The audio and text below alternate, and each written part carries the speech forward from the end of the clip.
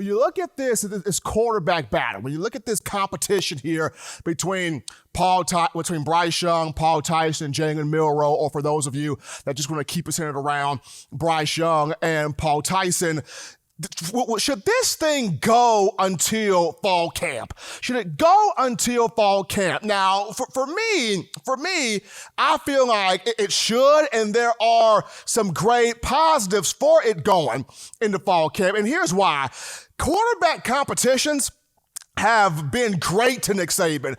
They've been great to the University of Alabama since 2009. We have seen a lot of tremendous battles here, with these quarterbacks. There have only been two situations where we really did not have a true quarterback competition or a real QB battle. You go back to 2009 here for just a moment, despite so many people, wanting to see Star Jackson, if that name rings a bell there, Jackson win that role. Greg McElroy just proved he was better. He was better. He was more prepared. He was ready. He was that dude. He was that guy. And this was wrapped up even before the spring game, but the A-Day game kind of just really solidified, McElroy's the guy. And he went on to carry Alabama, deliver the tie to an SEC championship and a BCS national title. The first legit quarterback battle now was in 2011 between Phillip Sims and A.J. McCarron. And that went through spring,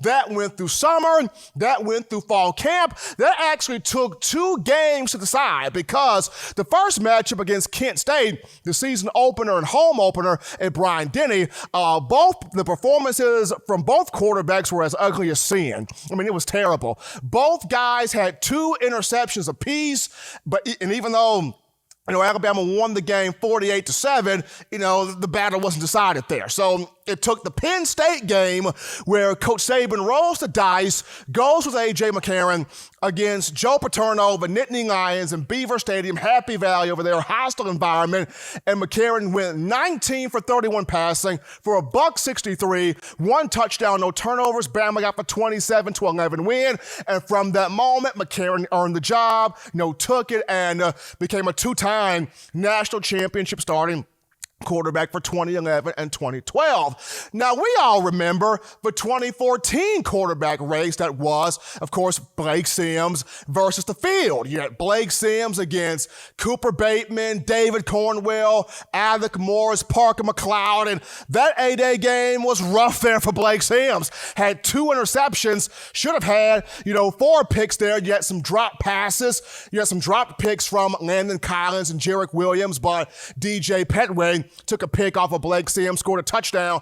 And after that one ended, you walked out of the stadium going, Blake is trash, man. Blake can't do nothing. Blake is straight booty cheeks, man. He can't hit the broadside of a barn. He can't lead a team. He can't lead an offense. He can't throw. All he does is run. Thank goodness Jacob Coker's in here coming in the summer from Florida State, 6'5", 240. That's our quarterback. Blake hooked up with the local quarterback coach from back home in Georgia, trained hard, and I believe I was the one that set him over the edge because I was talking to him about Coker during a dinner that we had. I'd never seen a black man leave the table with a burger stacked all the way to the moon and not eat it, but he left the table because I apparently set him off, but at that moment, hey, I knew that he was going to be the guy. He beat out Jacob Coker in fall camp, 2014, got at Alabama too, SEC championship, and first ever appearance in the college football playoff. And then the 2015 quarterback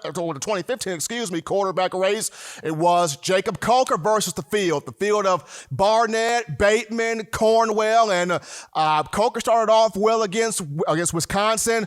Then he goes up against Middle Tennessee State and struggled a bit in that game. He was benched in the Ole Miss game. Cooper Bateman got the start. We know what happened. It ticked off Coker. He comes off the bench and almost has a miracle comeback for the team, had 4 touchdowns in the game.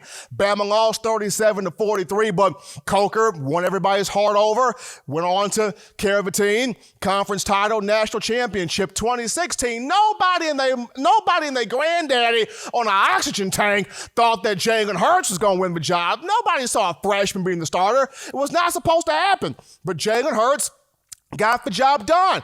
Dominated the A-Day game, went into the quarterback battle there, beat out everybody, especially when they got to the matchup against USC in that 52-6 beatdown. And, Jalen became a living legend, as a freshman. And then 2017, we saw how Jalen and Tua, had things split down the middle there. But, Saban went with Jalen. Tua got his shot in the national championship game, and it was all she wrote from there. And so when you look at it, there have only been two situations where Alabama has not had a real quarterback battle. Of course, last year between Mack and Bryce, Bryce couldn't go out. Bryce didn't have a spring because of COVID. And then, Mack, who already had, 3 years of experience in the system, entering his fourth year. And then, of course, Mack had some big game experience in the 2019 season, leading him into the 2020 campaign. So to me, I think it should go through fall camp because we've seen some great stories birthed out of this. But when you look at just, A-Day in terms of A-Day deciding the quarterback race, would A-Day decide that? It could. It very well could. Now, to me, Bryce Young dominates the A-Day game. It's basically everything we expected, right? Because, you expect Bryce Young to go out there and dominate A-Day. He's the fan favorite to win. He's the fan favorite to win the job. He's the 5-star coming from California. He was the toast of the 2020 class, as much as people were excited to get, the Will Andersons, the Drew Sanders, the Brian Branches, the Malachi Moores, the Javon Bakes of the world. When Bryce Young sent in his letter of intent, folks were like, whoa! Bryce is in here, whoa! Folks were jumping up and down, losing their freaking mind because that was the guy you wanted. That was the toast of the class. That set the class apart. So he wins the starting job. He wins the A-Day game. That's what you expect to happen. Now, Paul Tyson goes out here and snaps in the A-Day game. Now you're looking at, some shocked people. You're looking at some shocked people, some surprised people. And now you have to ask yourself, okay, does Bryce stick around? Does Bryce hang tight? Or does Bryce pursue elsewhere? Does Bryce transfer out of the program? These are questions that you have to ask. Now, I would like to think and I like to believe that he would stay right here and battle this thing out, but we don't know. That becomes the question, though. If Paul goes out there and snaps, and then lo and behold, if Jalen